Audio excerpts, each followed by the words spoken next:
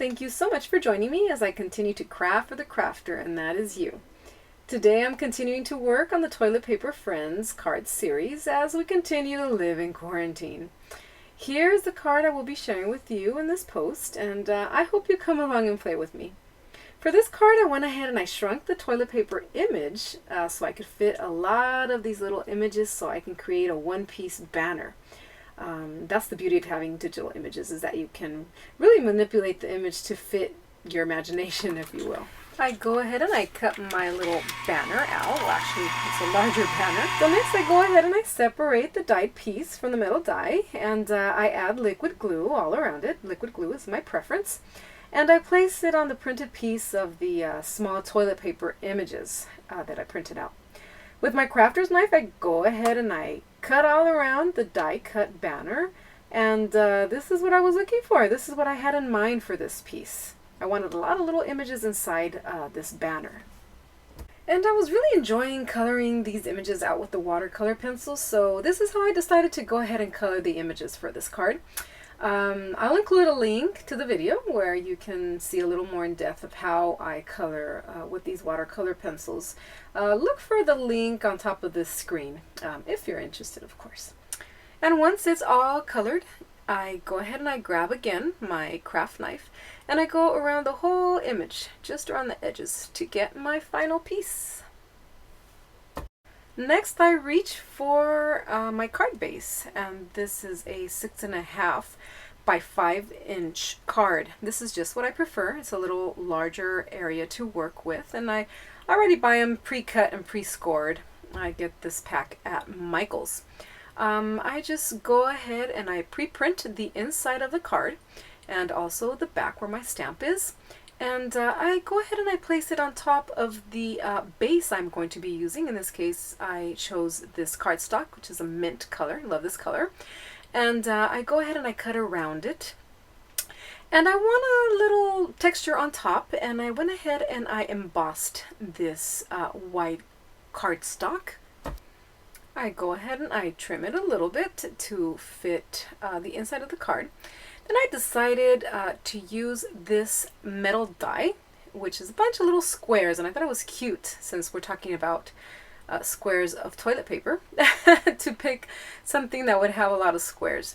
And I went ahead and I die cut two pieces, two different colors. And here I'm just showing you how I use this tool to help take the pieces out of the metal die. The intention of cutting two pieces out was that I wanted one to kind of overlap with the other, but I noticed that they're exactly the same cut even if I flip it around. So what I am going to do here is stick them just a little bit to the side. One stuck a little bit more to the side so you can clearly see the second piece under it, because I really want those two colors to be seen through.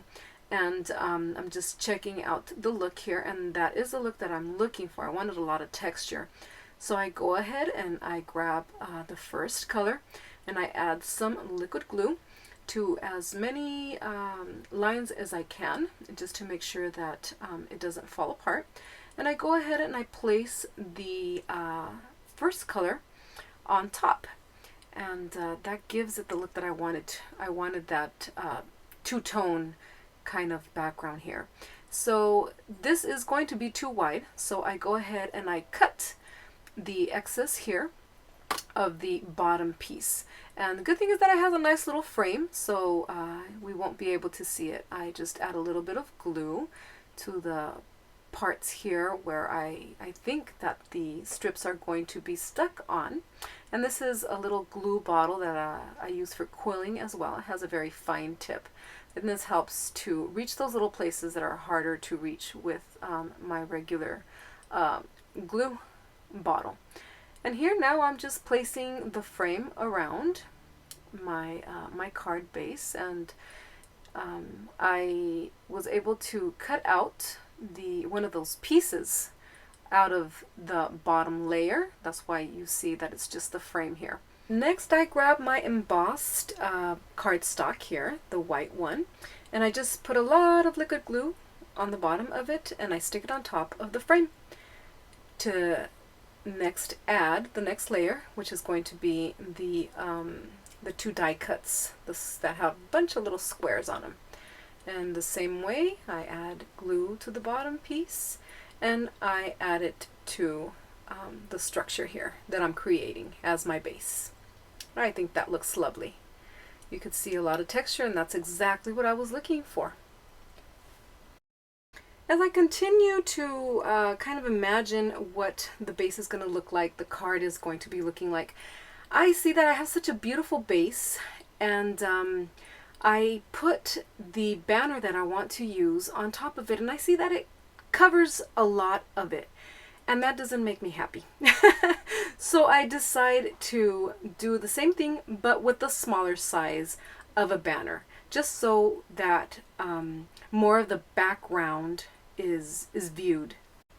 To continue on creating this card, I try to envision where I want my little image to be placed, and I like it there, but I feel that it needs a background. It needs to be grounded somehow. And I thought that a doily would be the perfect vessel to ground this image. So I go ahead and I die cut a little doily, and I am cleaning it out here. But then I am faced with the same problem. It is too big and it covers too much of the card. So I decide to go ahead and again use my craft knife and make this doily a little smaller. And this is what you're seeing me here do, is just go ahead and cut out the outer layer of the doily just to make it smaller. And with my little scissors, I go ahead and I just clean up the edges of this doily just to round out those edges, just to make it look like this doily was always meant to be this size. I go ahead and I add it to my card, and now it's time to add the sentiment. And I wanted a little bit more, so I decided to grab this die cut that allows you to add some ribbon through it. And I thought that that would be perfect. That'd be super cute. So I just add some glue onto the back of the tag just to hold this ribbon in place. But I encounter a problem. See, when I decided to use this as my sentiment, I didn't think it through beforehand, so I need to wrap this ribbon under the base. So I just grab again my little helpful friend, my craft knife here, and I open the side of it so I can squeeze the ribbon in through the back. Then, of course, with a little bit of glue, I go ahead and I close it up, and no one would ever know what happened here. I go ahead and I grab my doily, add some glue to it, and I start assembling my card. Since I will be mailing this card out, I decided to add some double-sided foam squares here. It says foams, but it feels so much like a sponge. It just lays flat if you press on it. Once you let go, it goes back to the size that it shows there, so it's perfect for mailing.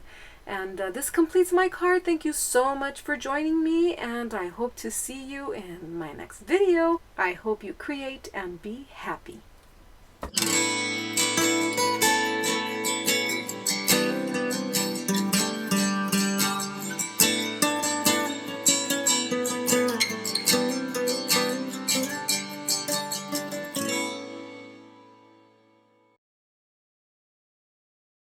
Oh, that's so cute.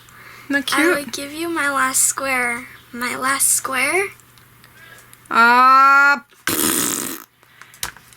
it! I didn't see that. Poppy didn't cut. Shoot. Arr. Arr, arr, arr, arr, arr.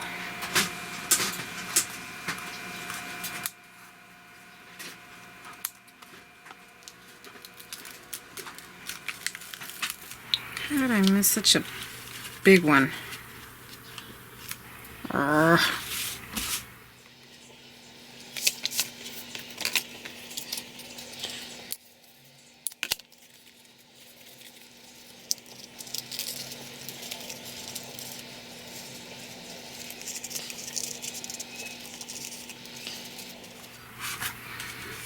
Nothing happened. Aquí no pasó nada.